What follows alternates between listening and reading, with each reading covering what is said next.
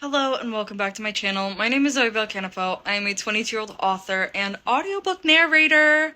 New thing to add to the list, new thing to add to the resume. But today we are continuing our series making an outfit or a costume based off of my book cover art. Today we are tackling the wonderful Behind Open Eyes hardcover, which is right in front of me. Right here. Boom. Beautiful cover. Beautiful. Absolutely beautiful. One of my favorites, I have to say. One of my favorites. Even out of all of my released and unreleased books, it's one of my favorites. So, I do know that the last video in the series was a little bit of a jokey joke. I did want to start out the series on like a fun, light note. So that's what I did. But we are taking it seriously from now on. I need to fill my closet with Zoe Bell-Kanapaux bookish related outfits. So let's begin. And trust me, I do know the sound on this video sucks, but hey, we're working with what we got. I've been sick for the last few weeks, so I was just really excited to make this video. So I finished up to where the tutorial ends. I was talking about this tutorial right here. And now this is where I have like my own, like, I guess spin on it. I definitely used inspiration from this tutorial. That was the tutorial where I could not get my tension right no matter what, and it ended up looking like a beanie instead of a sweater. So definitely used inspiration from that, and now I would like to show you what I did next. So this is from the blocked panel of the sweater that I have. And so you can see this is the green layer, this is the last layer where the tutorial ends, and then this is the next row after that. I did like a pseudo granny stitch, so two instead of three in each one. I found that made it to be less crowded when it had the three stitches. When I tried it and it had the three stitches, it was super crowded and it started to warp and go like wavy, so I didn't want that. So that's what I'm going to be doing in this next one. I believe I skipped one between each one. So granny, or two stitches, skip, two stitches, skip, two stitches, all the way around. And then of course I did a regular granny stitch in the corner. I don't think that's meant to actually be there. Oh my goodness, the rest of the sweater is different. Okay. I did a granny square stitch in the corner, so I will have to do that same thing on my version, or my back panel. So, BRB. And I guess I'll show you the color scheme now for the sweater. I mean, it really does kind of match the cover, so like, I probably could have figured it out, but I'll show you. For a majority of these, I am using acrylic yarn, by the way, because I want this to be like a fall or a winter sweater, and it does get pretty cold where I live, especially with the wind chill and the wind. I live in Wichita Falls, which is like the second windy city, and it gets quite cold. So I don't know what a majority of these colors are called. I did get these three from Michael's, and the rest are just from Walmart. But Cameron got into like a really big kick of balling up a majority of my yarn, so I don't know what the colors are called. Some of it is also stash yarn. So here it is so far, the back panel. This is, I love the colors, and I'm just following the same exact colors as the front panel. I'm not very good at like randomizing and choosing a random thing, so I'm just gonna follow the same exact pattern that I've already done, including the colors. I lost yarn chicken with the scrap yarn. Don't know what I'm gonna do. So now that I've finally gotten to this row with the light brown color, I'm going to start decreasing on the side of the panel that I deem as the top. So it's the neckline.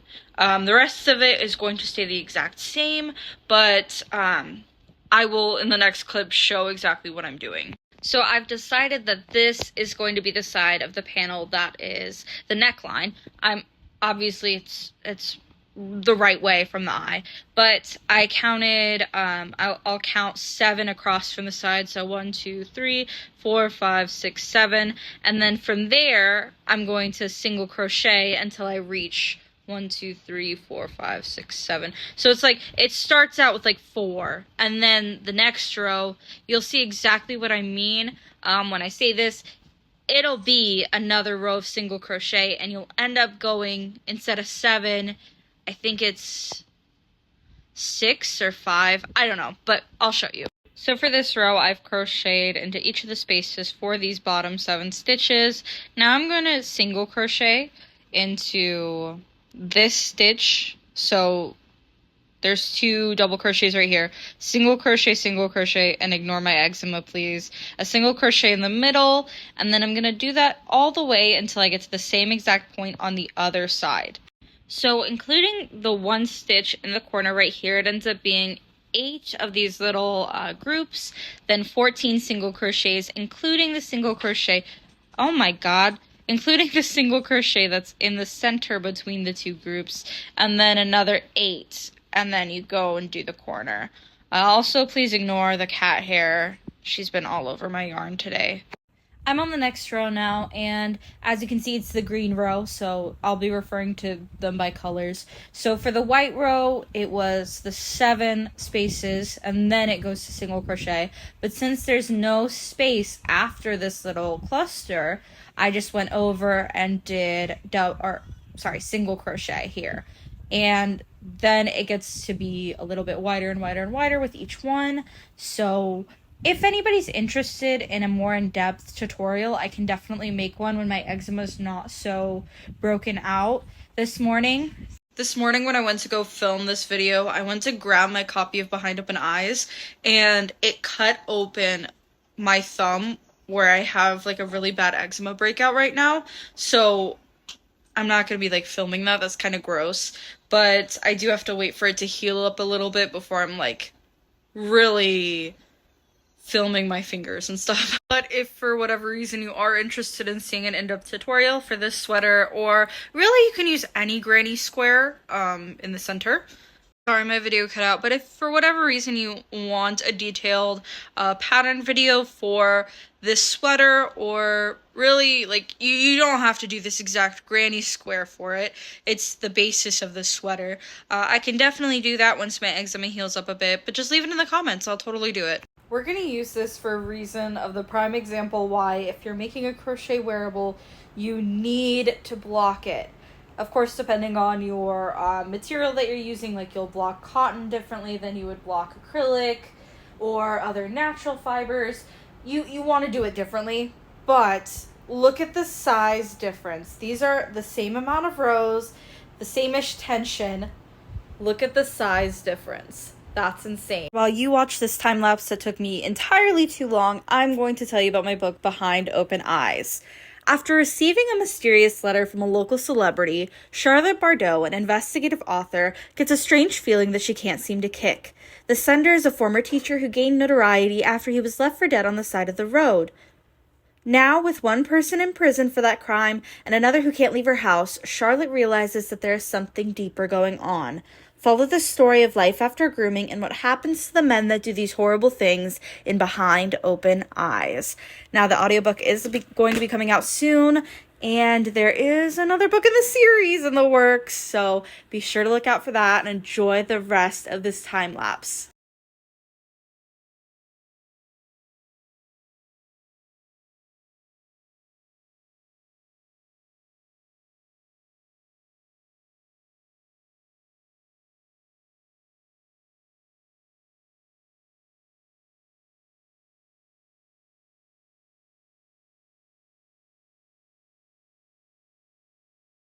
This yarn is so hard to use. He's fine. He's perfectly fine. I was watching Saltburn while I sewed the shoulders together at the very top, so that way I could add length. I ended up slip stitching the 2 panels together, and then just doing a single crochet along the back side and slip stitching the other side of the panels together. So I'm now working on the sleeves. So after I decided that this was a good enough length for the sides and the bottom of the sweater, I sewed the panels together using a single crochet, and I did it with the wrong sides together, so you would be able to see it if it were in a different color, raised on this side And once I block it, it'll be a lot more flat. It is quite flat as it is right now, but to do the sleeves, I just went around this whole circle, and where it met up, I stopped short of the holes right here, so that way I could just do two, and then from the next one and further on, each row is going to be perfectly fine, going just across normally. So to add more length, that's just what I'm going to do. I'm going to keep going around and around and around until I decide that I want to have a taper to the sleeve, probably closer to the cuff. So here's where I'm at the sleeve. He's so sleepy. This is little Bill. This is my 1.5-year-old Chihuahua.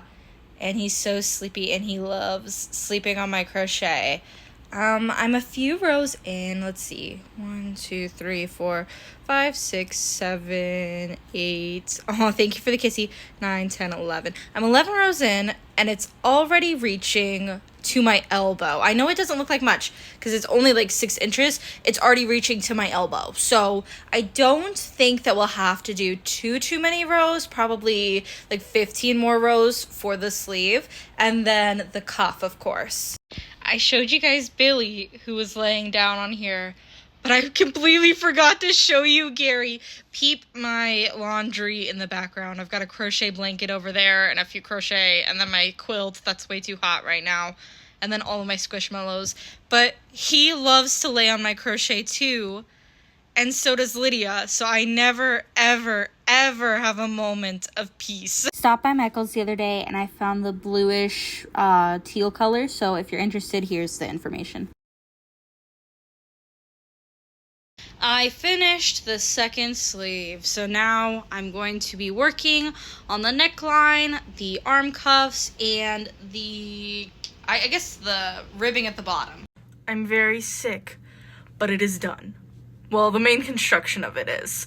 I have not weaved in the ends or blocked it, but ta-da! Don't look at the trash can. It's done! I love it. I am so excited to wear this to Thanksgiving.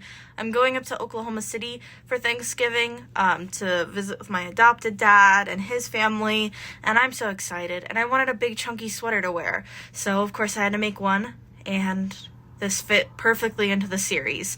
I will be making more videos in the series because I have a bunch of books coming out next year. I've got Double Feature, I've got The Shrink, all sorts of things. So be sure to stay tuned for that. I also have a bunch of books that I haven't done yet. Well, covers that I haven't done yet that are already released. So you can look out for those coming in the near future. The Behind Open Eyes audiobook will be out soon as well, so look out for that. And I will be making an announcement on my YouTube, my TikTok, my Instagram, my Threads, and whatever other social media I have. I think all of them. Lemonade. It'll come out. You'll know when it comes out. But for now, you can listen to the Crash audiobook if you're an audiobook person. It is on Audible. And look out for my next release. I will be making more videos, and you will hopefully not get tired of seeing my face. And hopefully you'll feel a little better in the next video. Bye.